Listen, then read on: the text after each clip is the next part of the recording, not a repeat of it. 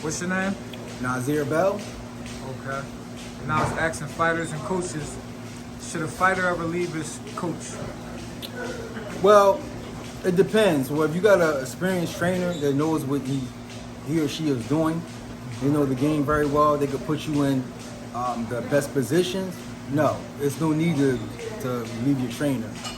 But if your trainer is lacking, like they don't have the the maneuver, the business perspective, and they don't know how to further your career, then you may have to switch coaches or trainers or whatever.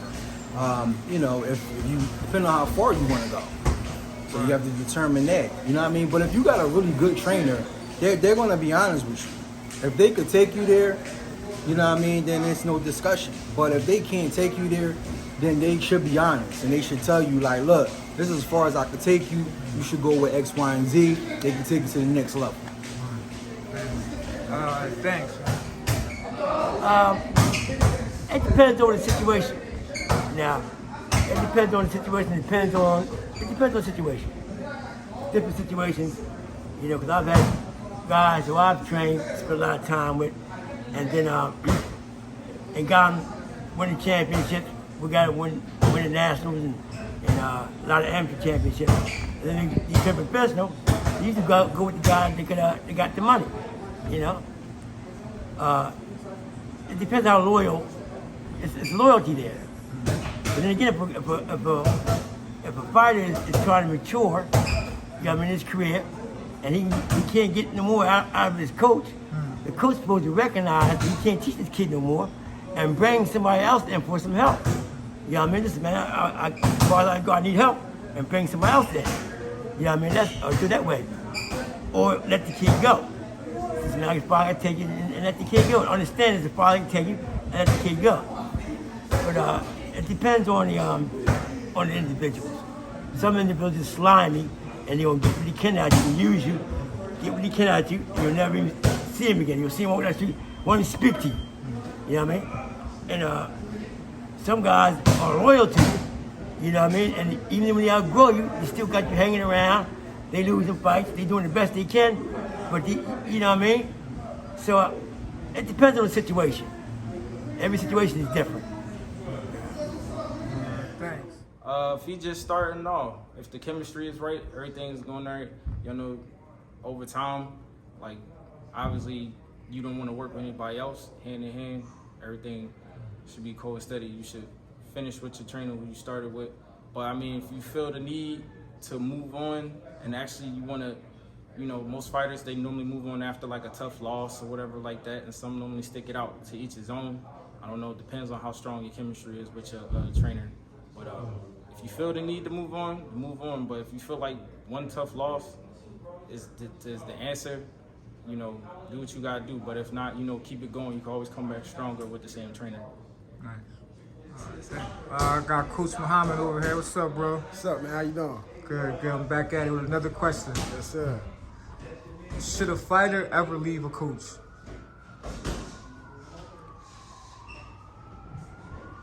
All right.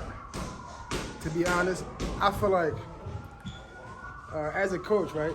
Right. It should hurt when fighters leave. You know what I'm saying? Especially when you got a good fighter and you know what they can do. You know what I'm saying? So sometimes, most of the time, especially when you get a fighter to a certain level, you don't want them to leave you. But in reality, though, if the fighter feel like he needs something better, you know what I'm saying? Than what he's getting from his coach, if he feel like he needs something different, I think he should. If he feel like it's better, it's going to better him. You know what I'm saying? But also, though, loyalty is so important. You know what I'm saying? When it comes to boxing, you know what I'm saying? You got to trust in your coach. But like I said, if you feel like you need to make them adjustments to better yourself, I ain't got no problem with it, though. You know what I'm saying? But nobody want their fighters to leave, though. You understand what I'm saying? But like I said, if you feel like you need to better yourself, or you feel like they giving you something else that your coach ain't giving you, if you feel like that's the best decision for you, then hey, that's what you do. You know what I'm saying? My opinion, though. That's what's up. Yeah, for sure. Thanks, bro. No problem. Anytime.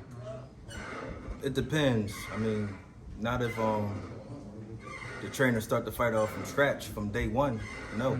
But if a fighter come to the trainer that's already had a couple trainers before or something like that already, I mean, yeah.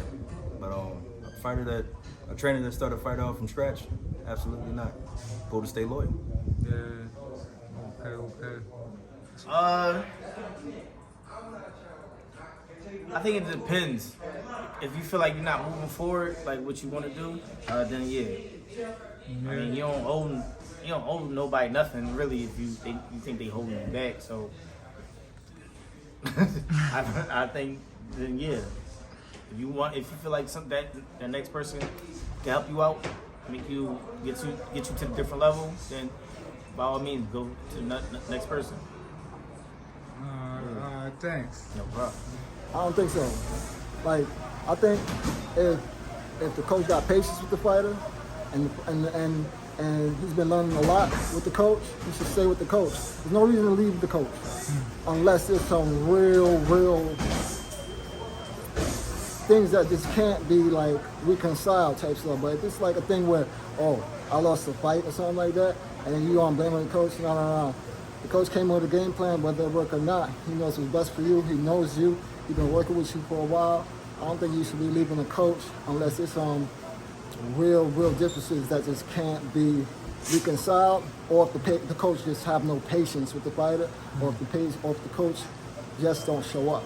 If the coach don't show up, or if the coach ain't investing his time in the fighter, then the fighter's gonna become stagnant, and the fighter's gonna end up going coach to coach, and end up not doing anything and wasting the best years of their life. So I think they should stay with the coach as long as the coach is teaching them and they're improving, whether it's slow improvement or fast improvement. But other than that, there's some unreconcilable differences, like a marriage or something. Like if it's something like that, where they just can't like see eye to eye, they need to meet on middle ground. If they can't meet on middle ground, like you don't want to be in a position where you fighting with the coach and then fighting with the opponent at the same time. You need to go in there and have a certain chemistry with the coach and be in there and just go in there and listen to what the coach is saying and basically execute the game plan. It's hard to execute the game plan being in there thinking, because boxing is a thinking game. So you're in there thinking while you're going through all these changes with your coach. You know, it's supposed to be a relaxing time. You're supposed to go in there and do what you got to do. So a coach like this is supposed to know their fighter and be like a general for a soldier. So if somebody's supposed to look at the other end of the ring and go ahead and say, if today is the day this guy died, and today is the day I die, at least I'll have somebody in my corner that I feel comfortable going out to war with. Nice.